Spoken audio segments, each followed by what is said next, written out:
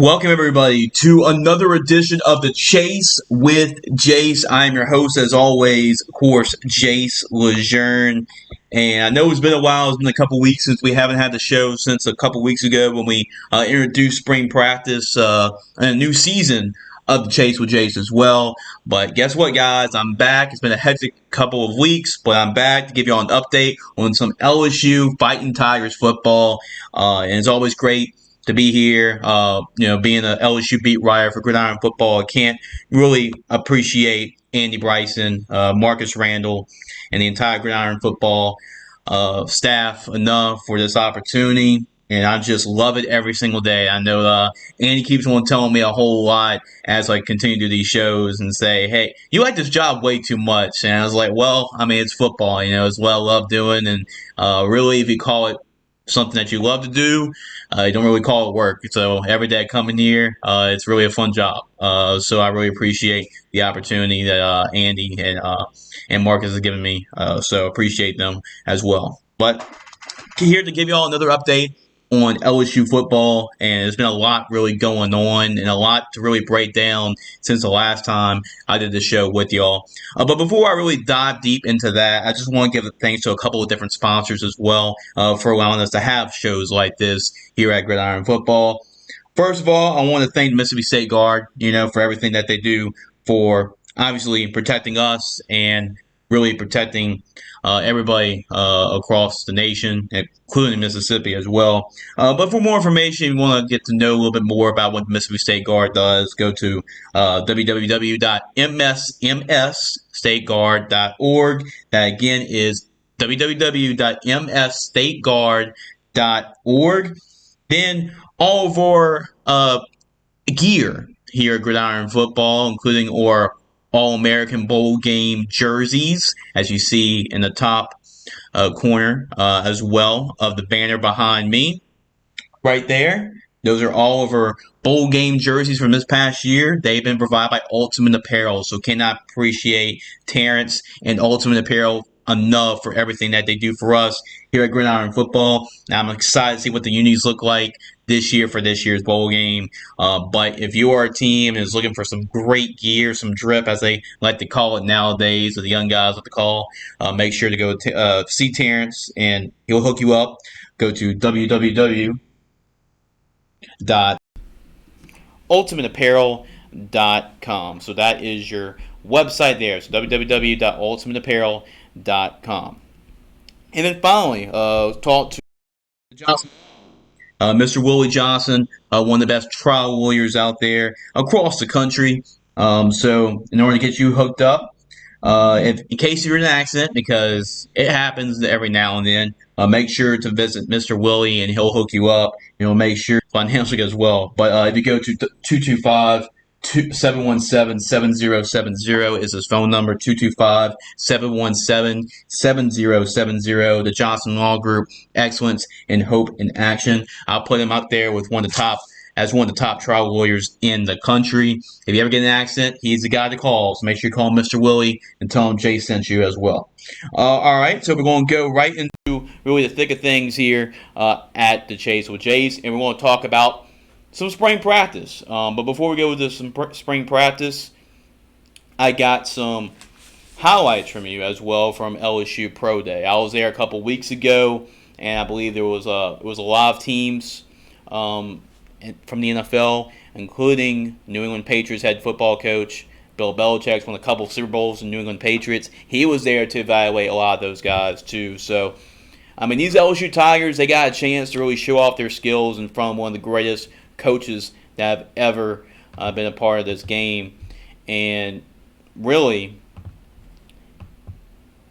it was a great opportunity for these guys, to go LSU Pro Day, show off their talents in front of plenty of college and plenty of NFL draft scouts and NFL scouts, coaches, you name it. They were all there. And there are a lot of guys that really thrive for that opportunity, including Jarrett Bernard-Converse. Jarrett Bernard-Converse was certainly one of the winners from the LSU Pro Day. I mean, he ran a 4.4 40, had a 42-inch vertical, And he would have been top 5 for a lot of different positions. I mean, for his position at the bench press, 3-cone drill, the 20-yard shuttle, a lot of those specific drills. So he was definitely the biggest winner coming out of LSU Pro Day.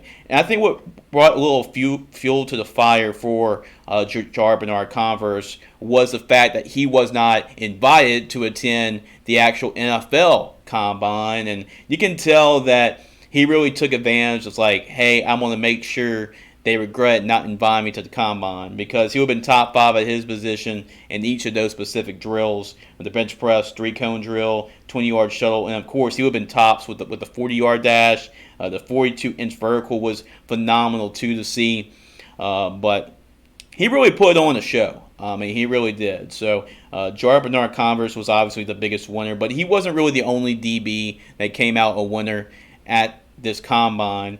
You see Todd Harris running the 40 right there. He actually had a pretty impressive Combine too. The former Plaquemine Green Devil. Todd Harris, Joe Fouché had really good outings. They showed what they can do in a lot of the DB drills after all the Combine drills were done. Jay Ward, he's been a multi-year starter for LSU, was one of the top DBs in the SEC the last couple of years, and Jay Ward really impressed. He had an 11-foot broad jump. That was the best among all the LSU players that were in attendance for this LSU Pro Day Combine. Mekhi Garner, man, he was very impressive. I mean, you could just see what kind of a freak athlete he really is with a lot of the drills that he was able to do. He had some very impressive pro drills, and he was able to showcase really his lateral movement, his quickness. He's already got the big frame. We know what he can do. The leaping ability was really what stood out to me when I looked at Mekhi Garner and see what he can do. But that really stood out. And then Colby Richardson, that was the guy. If you recall, Colby Richardson came to LSU from McNeese State last year and was, when he came in, he was actually, a little bit undersized and had the SEC, type frame. He wasn't like 6'3", 190 pounds. He wasn't like that or anything. But I remember Brian Kelly. This is one of the first really quotes I've really heard from Brian Kelly since I really joined Gridiron Football and became a beat writer for LSU. But Brian Kelly was so impressed with all the work that Colby Richardson really put in to come here to LSU, and all the weight, the positive weight he was able to bring onto his body. He got just bigger, stronger, and really put himself in a position to start in the SEC as a walk-on coming in from McNeese State. And he ran a 4.48 40, so he showcased his skills quite often. And you see Colby Richardson actually running this drill right here, number 22. But him and Jarek were the only two that reached the 4.4s. If you think about what happened about Keishawn Butte, that he ran, of course, he ran the 4, I believe it was a 4.7. 4.57 was his combine, and at the NFL combine that was his 40 time, and that wasn't really impressive. I mean, that's when you look at how everybody else is running 4.5s out there, 4.4s. So that was disappointing, and really everybody was shocked to really see those numbers coming from the combine. But a lot of people thought that Keishawn would come here in the LSU Pro Day and try to improve that number to make maybe a 4.4 or even improve it even some more. But he actually didn't get the chance to do that because he decided not to participate in the combine part of the NFL for the LSU Pro Day. But he decided to do position drills instead. And, he was able to show some of the quickness that he was able to show. That made him really so good at LSU and early on in his career, and he showed us a lot of his quickness, his route running. All of that was very impressive when he was just doing wide receiver drills. That he did participate in that. He just didn't participate in the 40-yard dash and a lot of the other measurement type combine drills. And you see Micah Bashill right there, the linebacker position. Him and Mike Jones are pretty impressive. Mike Jones actually showed a lot of his strength at the linebacker position. Had 25 reps at 225, which is very impressive. That led the way for all LSU players. Shows really the strength that Mike Jones does display. And Micah Bashill, what really caught my eye was his hands. He did a lot of drills with the linebacker coaches, at the LSU Combine Pro Day, and he really displayed some excellent hands. He really snagged a lot of those footballs, and a lot of them were tough plays even for defensive backs to make. But that really impressed me, what he was able to do in coverage, and I think he's going to be a guy that really excels in that in the NFL as a coverage type linebacker. Then finally, Jaquan Roy, he was the only defensive lineman that really took all the reps. Ali Gay was there, but he just really was there to get his measurables. And Anthony Bradford on the offensive line, he was able to get his measurables as well on the O-line. But Jaquan Roy, he took a lot of reps at defensive line. And with him being the only defensive lineman out there taking those reps, it was a really good opportunity for him because a lot of eyes were on him through really the majority of the drill because he was the only defensive lineman really taking those drills. So a lot of coaches got their eyes on Big 99 from U-High, Jaquan Roy. But for more of that information, I have a whole article about my experience covering my first LSU Pro Day. Go to gridironfootballusa.com for that coverage. But it was really a fun time. You see a lot of the highlights I was able to broadcast and able to film from Pro Day. So you can actually go to our YouTube channel. You can check those out as well for the full highlights. Everything that I was able to get. It's pretty much about like 30 minutes of footage. So if you go back, take a look at those highlights, and you'll see pretty much all the highlights from all of the LSU players that participated in the LSU Pro Day, and you can see what they do at the Combine moving forward. Now we're going to make a transition here into some LSU spring football. So we're going to make a transition from the players that were former players. Now we're going to make a transition to the current players, the current guys at LSU. And since you can actually go back to look at all my practice reports, I mean, they're all at gridironfootballusa.com. I believe the last time that we talked on the Chase with Jace, I think I was on practice report like number 2. I did like 4 more practice reports since, so I'm not going to go over what happened in every practice. But I'm going to just kind of give you a general overview of what LSU has looked like during the spring. So first, we'll talk about the quarterbacks. You're seeing the quarterbacks warming up right here, doing those drills. Right now, LSU only has 3 scholarship quarterbacks, which was really a far cry from last year when he had a lot of guys. I think he had 4 scholarship quarterbacks, and really, you didn't know who the guy was going to be because that's when Jaden Daniels just came in from Arizona State. You had Miles Brennan, you had Garrett Nussmeier, Walker Howard came in as a freshman. So there was a lot of mixed questions. There were a lot of questions on who the guy would actually be, and there were even more questions on what guys actually would stay. Turns out that Nussmeier stayed, Jaden Daniels got the job, won the job, and he's back for another year. So those 2 guys are here. Walker Howard, he has transferred to Ole Miss. And then you have Miles Brennan decide just to call it a career, call it quits at the middle of the summer. Really, it was actually fall practice, I believe, that he decided to quit. But going to this year, there's a lot more clarity. We know about Jaden Daniels. He had himself a great second half of the season for LSU this past year. He's coming in as being the guy. But LSU has a really good quarterback room because there were times Jaden Daniels was hurt and Garrett Nussmeier had to come in and play, and he showed his ability of making the big play. So there's no question about Garrett as he's a big play quarterback. Both quarterbacks have a chance to be 2 of the best in the SEC, and Jaden Daniels is certainly working on just trying to make quicker reads and being more aggressive and throwing the football down the field, and that's what really they're focusing on really this spring, is improving a lot of those areas. And Garrett Nussmeier, on the other hand, you look at Garrett Nussmeier, he's just making sure that he improves on making the right read, being decisive. He's always been decisive, and he knows where he's not afraid to get rid of the football. He's not afraid of doing that. But he's just working on making the right reads, go into my second, third progression, and then also just eat it away, throwing it away if a play's not there, and live to find another play. And that is something that Nussmeier is working on. And then you have Ricky Collins, the quarterback coming in from Woodlawn High School. And Ricky Collins, He's gotten a lot of looks really in the spring because he's just trying to catch up to the offense and what really Brian Kelly, Mike Denbrock, and the whole coaching staff, offensive coaching staff, is trying to do.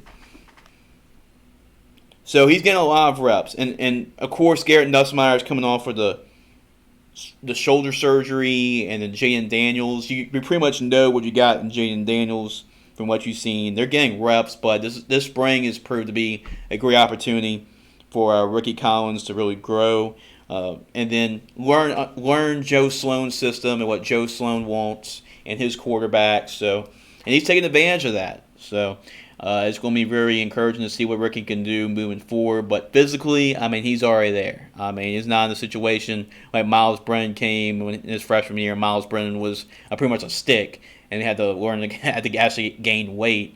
Ricky Collins, physically, he's right there. So it's just really about just trying to catching up and learning the playbook. And I believe Brian Kelly was really talking about one of his press conferences earlier about how Ricky Collins is really taking everything like trying to drink water from a fire hose. He's coming all at you at one time, but he's doing a really good job of just learning the playbook, and this spring is going to really help him in the long run too.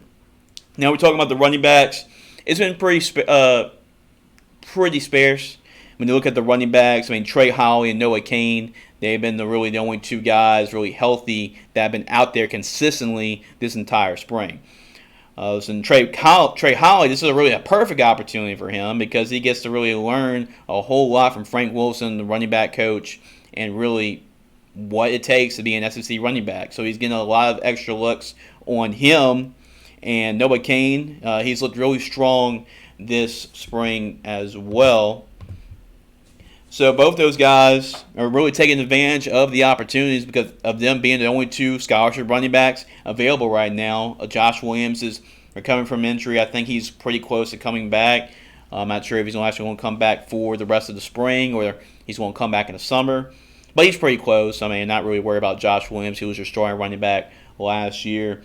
John Emery, he's just making sure he graduates and gets everything in order so he can be eligible this fall for perhaps his final, I believe it would be his final year of eligibility. So he's just making sure he graduates and gets everything in order. Amani Goodwin, remember he had the injury he suffered last year. He's still recovering from that. It's still going to be a while, and Brian Kelly really hopes that he comes in at the end of the summer. And, of course, you're going to have Caleb Jackson coming in, who's another freshman like Trey Holly from Liberty. He's finishing out the rest of his senior year before he joins LSU in the summer. So that's your running back situation right now in the spring. Wide receiver, really your consistent three have been Malik Neighbors. Everybody knows about Malik Neighbors and really the second half he had last year. He was really the consistent number one wide receiver last year for the Tigers, for Jaden Daniels. And Malik Neighbors, he's actually going to be the next candidate to be the next great receiver from wide receiver U at LSU, with all these great receivers that really come out here at LSU, and Malik is proven that he could be that number one guy. So it'll be interesting to see with all LCC defenses really putting some attention his way. But he seemed like he's really taking that with stride throughout the spring as being that number one guy. But I've been really impressed with Kyron Lacey. I think physically he's really, he looks the part. He really looks the part last year too.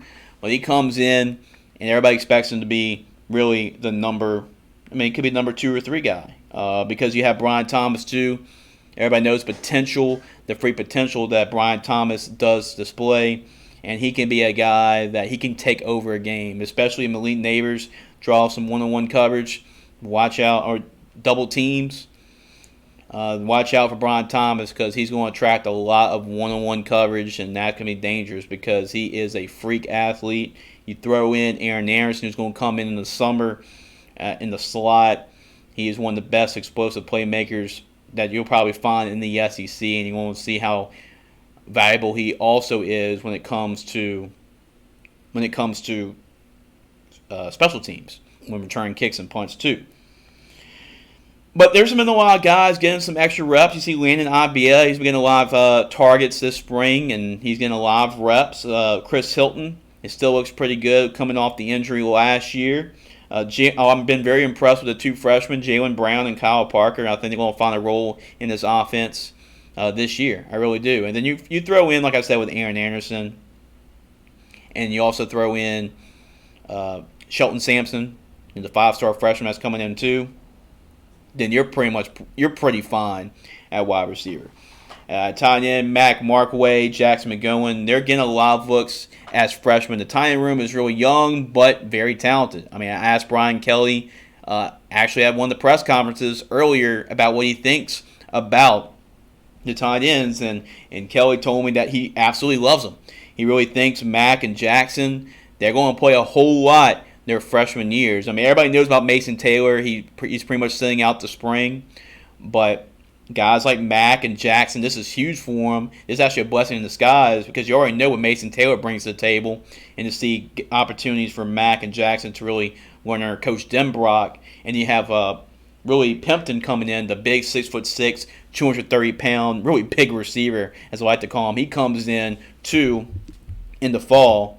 Then you really got yourself something going too with those tight ends. So you really got 4 tight ends you really like, even though 3 of them are freshmen. And you got one of them that's coming off a splendid freshman campaign. We go to the offensive line up front. Early on, it was pretty thin. It was pretty sparse, just like the running back position. Because at one point, I think you only had about 6 scholarship offensive linemen. Now, it's grown a little bit because you have a couple guys coming back from injury. Most notably, Miles Frazier. He's recently come back. So he's actually come back to take his starting spot at right guard. So right now in the spring, it's been Will Campbell, as expected, at left tackle, Garrett Dellinger at left guard, and Emory Jones at right tackle. And really Brian Kelly has raved about Emory Jones and what he's able to do and what he's able to provide as a leader of this offensive line on and off the field. So that's just great to see, as he's really become a star player already going to his sophomore season. Now at center, Charles Turner has been really out for the spring, so this gives some opportunities for other guys to get some reps at center. Marlon Martinez has gotten a lot of reps at center. Kimo Makanole, he's actually gotten a lot of reps at guard from Miles Frazier when he was out. And now Frazier's back, so Frazier retakes his spot at right guard. And then there's Bo Bordelon. Bo Bordelon comes from Newman High School. He's been getting a lot of reps at center too. So right now you're pretty much at about 8 scholarship offensive linemen right now. And then Kels Bush recently moved from defense to offense. So that's where you're at right now for the offensive line. But you'll be in better shape once we go into the summer, into the fall, because you're going to have a lot of freshmen come in. You have Mason Lunsford coming in from Maryland too. So you're at a good spot right there on the offensive line once we get into the summer and into fall camp. Defensive line, well, right now you have Jacobian Guillory. Savion Jones is looking really good on the outside. I've been really impressed with what Quincy Wiggins has done. So I'm really excited to see what Savion and Quincy can do as they get another year into the program. Jacobian Guillory, seems like the depth on the defensive line is going to be pretty good, especially right now. But Kai Wingo, Mason Smith, you already know what you got in those two. Those guys are right now just taking it easy, bowing back from injuries. They've sat out the spring, even though Mason Smith has gotten some work, a lot of non-contact drills. But Gerald Chapman's done a really good job with these guys. It's kind of a tough situation to be in with Jamar Cain. If y'all haven't heard, he was a defensive line coach at LSU. He left LSU to take a job with the Denver Broncos under Sean Payton. So right now, Gerald Chapman's the interim defensive line coach, and he's done a good job with those guys. And really just going to be a group that should be really exciting. You see Quincy Wiggins right there. But you also have some transfers coming in too, Paris Shan, Jalen Lee. So the defensive line is going to be really good. I'm really excited about the D-line this year. Moving to the jack position, I even asked really Coach Matt House. When Coach Matt House had his media availability too, I asked him about those jack guys, and he really likes them.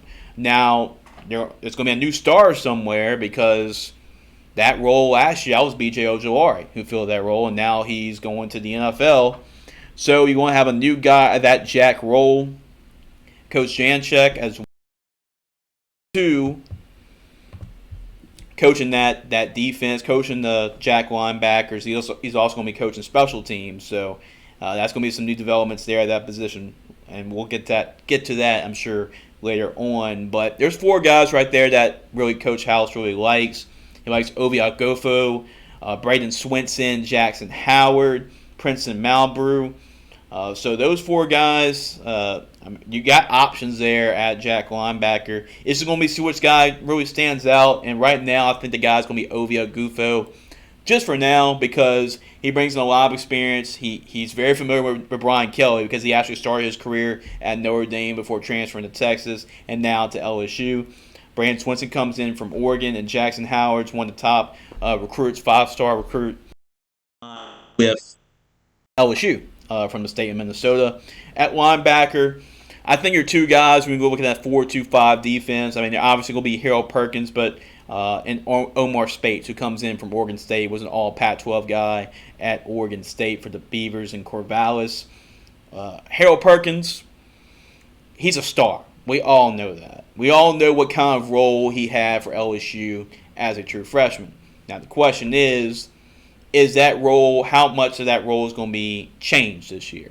Because really last year he was really known to be a pass rusher and attacking the quarterback and really being a game record doing it that way. You saw the Arkansas game and what he can do. But the biggest question is he going to make that transition to inside? Is he going to be more of a complete linebacker? Will we see him do more different things? So that's going to be really the biggest question that really a lot of people have about Harold Perkins and what he's going to be able to do. So keep your eye on that and how much he develops. Obviously, you're going to still see him come off the edge and be a pass rusher, but it's going to be not as predictable. It's not going to come from the edge. It's going to come from the inside. It's going to come from different angles, different ways where Matt House can line it up and use them and utilize them. So I'm intrigued to see how much he grows as just a overall complete linebacker. Would be great to see because we already know what he can do rushing the quarterback. Everybody talks about Omar Spates and Harold Perkins and what a duo that's going to be, but right now you can kind of see who the next 2 guys up. Greg Penn, that's a familiar name. He's played a whole lot. He started a lot of games at LSU last year. And then really the coaching staff, they've been really impressed with Whit Weeks. That is the younger brother of Wes Weeks, who's already at LSU. Whit comes in, and he's doing a good job catching up to the defense as a freshman coming in as an early enrollee. So I think that's a guy that's really benefited. If you look in the secondary, Javian Toviano has really played a lot. He's played safety, corner. He's already shown his versatility in the spring. Ryan Yates has gotten a lot of looks at safety. Zy Alexander comes in as a transfer. Denver Harris comes in as a transfer. J.K. Johnson, Deuce Chestnut. So those guys, they're getting a lot of looks. So it's going to be a new look secondary, but there's a lot of talent there. It's just going to be see what guys really emerge, and we're going to take a really good look at that as we go into, the summer and we go into the fall as well. Major Burns, Greg Brooks, I mean, they're your safeties, but right now it's like they're going to just sit out pretty much the remainder of the spring. It was like Major Burns is dealing with an injury as of late, and Greg Brooks has been dealing with an injury too. But those are just kind of minor things, minor roadblocks right there. They'll be back and ready to roll once we really start getting into the summer and into the fall. And then kicker, we've seen a little bit of special teams. Damian Ramos and Nathan Dybert are your 2 guys that have been kicking a whole lot. And it looks like Damian Ramos is still going to be your number 1 option as of now. He's been getting a lot of the first-team reps at kicker. And then Nathan Dybert, who was really seen a lot last year doing kickoffs, he was getting the second-team place-kicking duties that we've seen so far.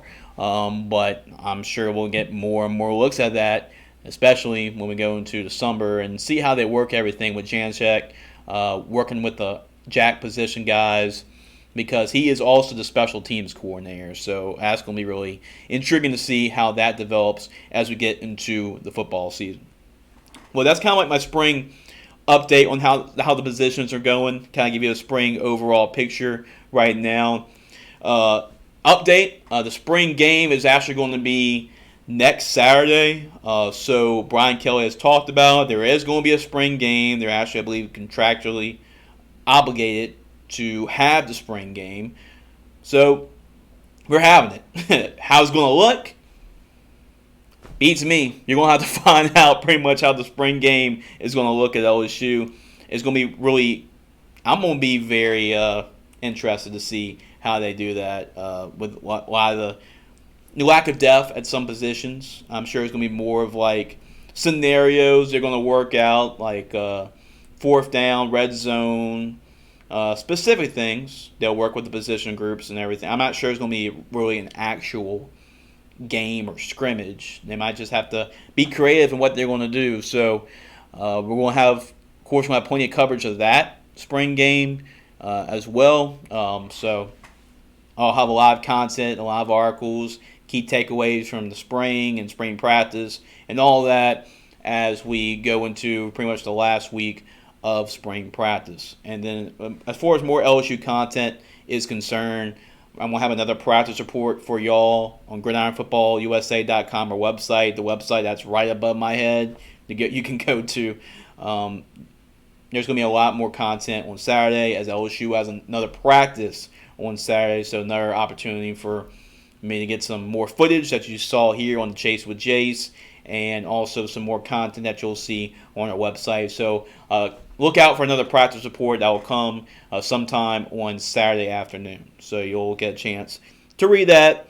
And then a lot of things going on, of course, wrapping up LSU spring football. Got the NFL draft coming up. We'll talk about some of the guys that are going to get drafted as well. I'm super excited about that. But we have a lot of things coming at you for LSU football-wise.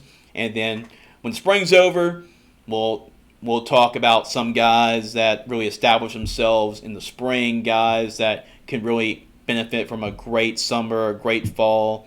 We'll talk about recruiting. There's a whole lot of content we'll talk about here on the Chase with Jace. And I'm excited to get Marcus Reynolds back when we get into more late summer, early fall. We'll have Marcus back to talk about some LSU football and what he thinks at this time period too.